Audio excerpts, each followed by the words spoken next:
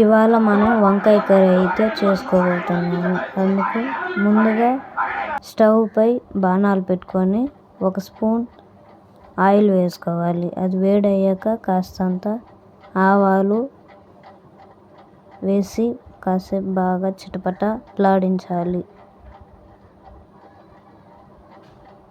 చూసారు కదా, ఇలా బాగా చిటపట అన్నాక ముందుగా తరిగి పెట్టుకున్న ఎర్రగడ్డలు వేసుకొని బాగా రోస్ట్ చేయాలి. కాసేపు బాగా కలబెట్టుకున్నాక కొంచెం గోల్డెన్ బ్రౌన్ కలర్లో వచ్చాక, చూసారు కదా, ఇలా వచ్చాక ఇప్పుడు మనం ముందుగా తరిగి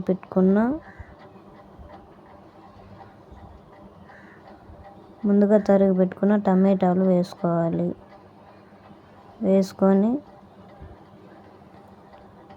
కాసేపు బాగా కలబెట్టుకోవాలి.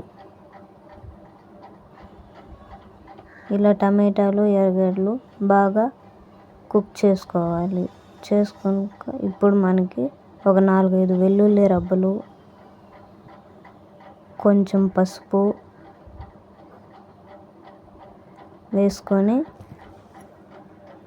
ఇంకోసారి బాగా కలబెట్టుకొని కాస్త రోస్ట్ అయ్యాక ఒక రవ్వ ఉప్పు, రాళ్ళు ఉప్పు వేసుకొని బాగా కలబెట్టుకోవాలి. చూసారు కదా, ఇలా ఈ స్టేజ్లో వచ్చేదాకా మనం బాగా కుక్ చేసుకోవాలి. ఇప్పుడు ముందుగా తరిగి పెట్టుకున్న వంకాయలు,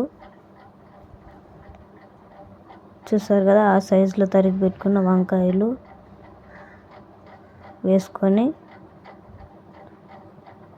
వేసుకోవాలి.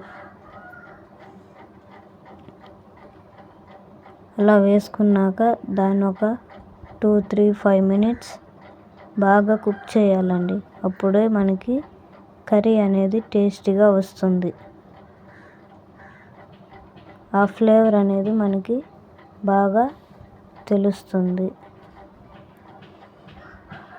చూసారు కదా, కడాయిలో చూపించినట్టు ఈ విధంగా బాగా కలబెట్టుకోవాలి. ఇప్పుడైతే మన వంకాయ బాగా కాస్త రోస్ట్ అయింది. ఇప్పుడు 2 స్పూన్ల మిరప్పొడి, 2 స్పూన్ మిరప్పొడి వేసుకొని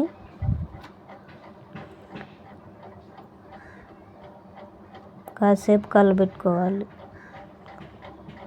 చూసారు కదా, అలా కలబెట్టుకున్నాక ఇప్పుడు మనకి తగినంత నీళ్లు పోసుకోవాలి.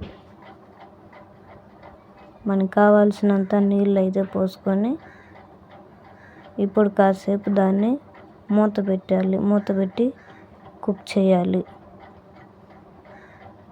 ముందుగా మనం ఇప్పుడు ఒక నిమ్మకాయ సైజ్ అంత చింతపండు అయితే నానబెట్టుకొని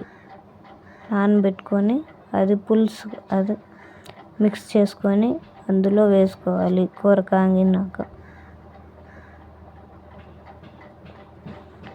అలా వేసుకున్న తర్వాత ఒక 2-3-5 మినిట్స్ కుక్ చేసుకొని దించుకోవాలి. అంతే అండి, మన వంకాయ కర్రీ అయితే రెడీ అయిపోయింది. ప్లీజ్ మన ఛానల్ని సబ్స్క్రైబ్ చేసుకొని లైక్ చేసి కూర ఎలా వచ్చిందో